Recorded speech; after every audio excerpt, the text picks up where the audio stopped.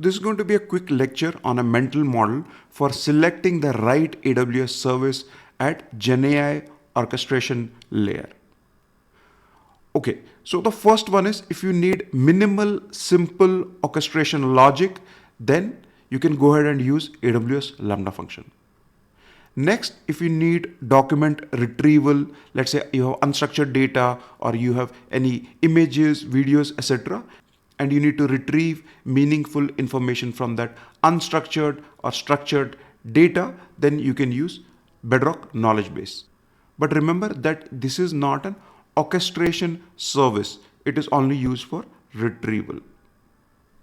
Next, if you want autonomous AI reasoning, then you can go ahead and use Amazon Bedrock Agents or any agentic AI solution that you might have built with open source frameworks, let's say Crew AI, LangGraph, or Strands Agent. Now, if you are building a generative AI application that requires human approval, automated error handling, and retries, then you can use AWS step functions. Now let's take a look at a scenario where you can use a combination of AWS step functions and Amazon Bedrock agents. So when you want deterministic workflow with AI reasoning, in that scenario, you can use AWS step functions and AI agents.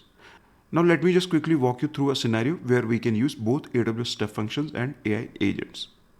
Now let's say we have built a customer service chat application that allows customers to raise tickets through a chat interface.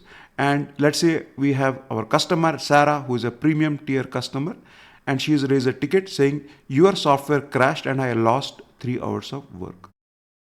Now we can use a step function to orchestrate this flow. So the first step, maybe once we receive a chat request from the customer, we go ahead and use a Lambda function to create a ticket in the ServiceNow. Then the second step, maybe we have a Bedrock agent that analyzes the ticket, and in this case, we have the customer who is a premium tier, and from the ticket contents, it seems she's frustrated. So here it will analyze the sentiment of that ticket. And then we have the third step in step functions, which is a decision based on the sentiment. So it can either route that ticket to a human who can go ahead and quickly resolve the issue. Now, if the sentiment is determined as neutral, then we can create a regular ticket which will be solved within the SLA. So that's a scenario where you can use AWS step functions and AI agents.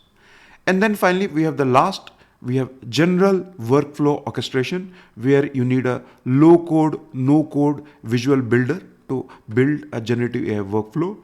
In that scenario, you can use Amazon Bedrock Flows. Okay, so that's pretty much it from this lecture. As in the next lecture, thank you.